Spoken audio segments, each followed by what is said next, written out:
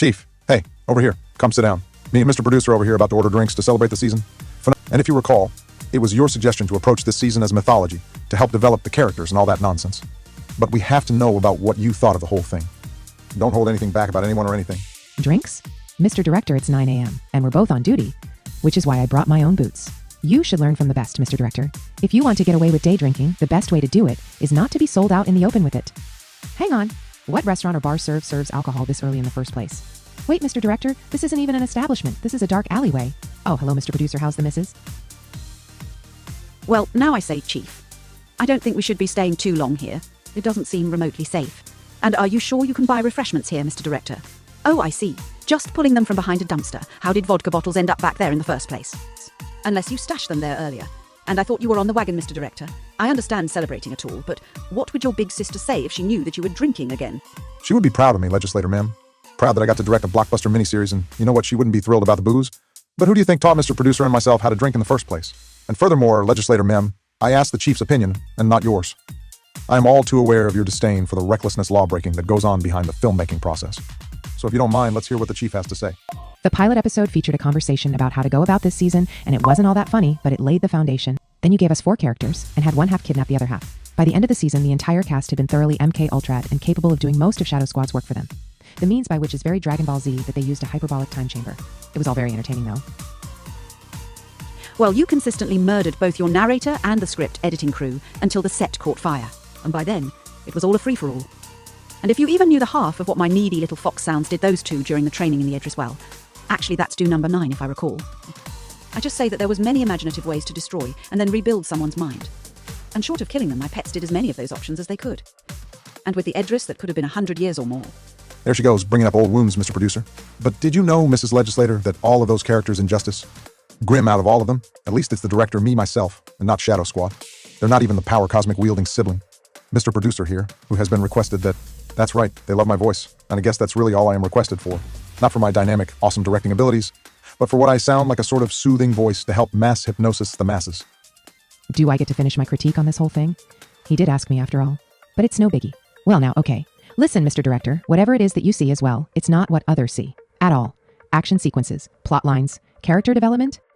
It has about as much weight in drawing in new readers as a barbed wire fence. And an electrical barbed wire fence at bat. Maybe even a 6G tower would do all of that, and then somehow we could use that technology for Punishment Corps, probably. Absolutely.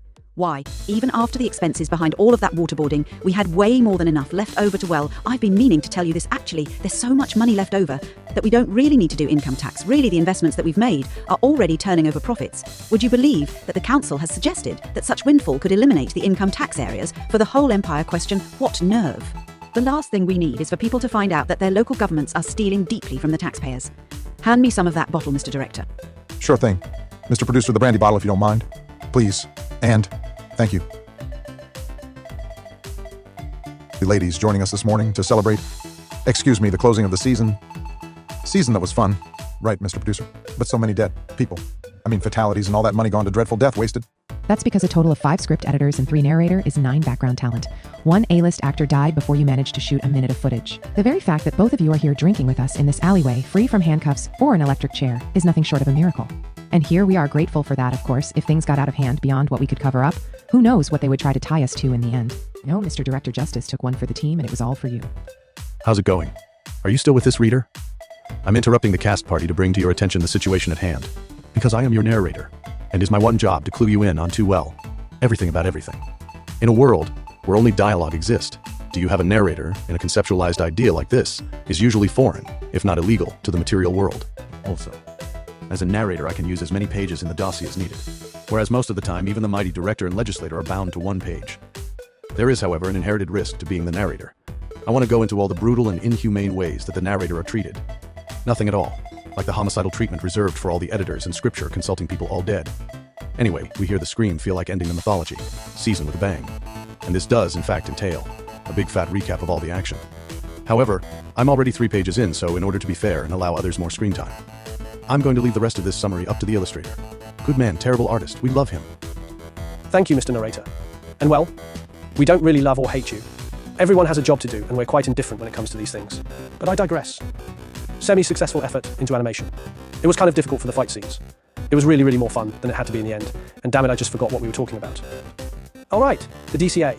Well, here's the thing. I'm out of copy paper, and until I get some more from Amazon, just going to have to hang tight. Well, I have a little bit more time. This would be the best time to remind all aspiring artists to use this as a clear example of both what to do and what not to do. As an example, the animation department here, Justice Grimm, is practicing and relearning the basics, and has jumped into it first. Drawing fight scenes, which is best saved for the advanced classes, but who said artists can't be ambitious? And I think that should have covered everything. Welcome to the club. We're doing 2 pages each, for now, right? Single space. Yes. Well, if you can believe it, they want me to go over the whole list that doesn't have anything to do with nothing at all. To be honest, the whole thing had me laughing so hard when I first read it that my side really hurt, and I even had to see the set paramedic, but I digress. The list is total stitch. Second item of business is a message from the Intel division, and that is of itself a complete propaganda note, even if it is mostly true. Actually, I tell you what, I'm not going to read that word salad from the so-called misinformation ministry itself, but I'm going to boil down the message so I won't get in trouble. Overall, maybe, probably, more or less. The message is trust the planted dog or something like that. It's quite unnecessary, but there you go, it's done. I'm so proud of you, too. No, I'm serious. This whole season has been nothing but conflict and fighting and name-calling and other various cartoon portrayals of violence. To get through 4 entire pages without ripping each other's throats out is next to, oh great, yeah, they're fighting. Yep, as we speak. Oh whoa, that's just great. We're not drawing any of this right. Could it be drawn? Don't answer that. Hey, no, don't even think about doing it. Okay. I'll tell you what this is. It's what's gonna go down. It's all getting out of hand and we're closing the season with a champion fight. So why not do another champion fight? Honestly, it's an abomination to have an illustrator sketch himself. For instance. I'm going with Frank the Fire Drake. Big fan of the color. Red and flames is always great stuff to sketch. And whoever bothers to pin such unstable recreation of the element known as fire in the first place. Vincent Van Voltron, the Grand Master of the Monastery Union, and I'm choosing him because not only do I want to win, but I don't want the illustrator to run out of supplies halfway through the fight and have to choose the rest of it. No, not me, no sir. Hey now, you gonna let us in on some of this action? I'm willing to put everything on the fire dragon. No offense, Mr. Announcer, but you know good luck at all. No hard feelings, right? Right, Mr. Producer? Mr. Producer and his power cosmic will not be joining us in this little outing. We have an arrangement and his abilities are needed elsewhere. But that being said, I put everything on good old Vincent and his Jesuit magic. I suppose you want to hear who I'm betting on. Well, I have to be the referee in this boat. And it would be not only highly irregular for me to place a bet, but the moral dilemma alone is exactly why I'm going for the Jesuit as well. I can't believe this. You all should be ashamed of yourselves. We're squaring crew against crew. And has anyone thought about what sidetracking crucial elements of the dossier will have as far as quality consequences? And I think y'all right about this. I'm putting everything on the Fire Drake.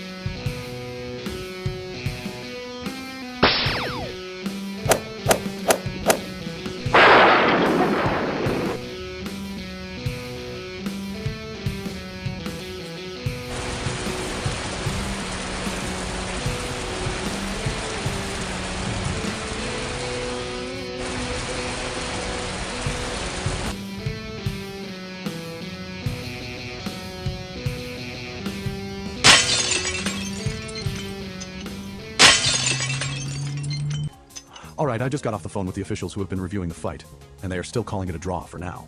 So what I saw, I don't really know if you had the same phenomenal cosmic advantage point that I had, but I'm more than willing to fill in for you the technicalities. At least the ones that occurred in the fight, just in case the illustrator was half asleep or something . Frank versus Vincent there has been no clear. Victor declared due to the following facts. Well, Frank's duplication ignited trouble for Vincent, who'd been surrounded, and in real trouble, if it were not for the rain that really was just cause the rain extinguished the two Franks. As the rainstorm moved on, so did the lightning, taking Vincent with it in his weekend state. I called dibs on the Frank twins' snakes, or the snake. Frank's twins know well. Anyway, it looks like the monks got to them with their top secret UFO again. It's no biggie. I can buy it cheap off the monks, because they don't really like, are inclined to really be grady and such. Who knows? The results are usually they mark everything down. I mean, if I had a flying saucer, why would I need to fire dragons? That was awful. I mean, seriously, total bummer. Oh dear me. However, will the office hamsters on their little wheels spinning around and round ever and eternity ever let me live this terrible little loss down? Office hamsters. Are you talking about the weasel? Or what are they again, the polecats? Just a heads up, all of them used to be humans. Sorry, I didn't tell you that.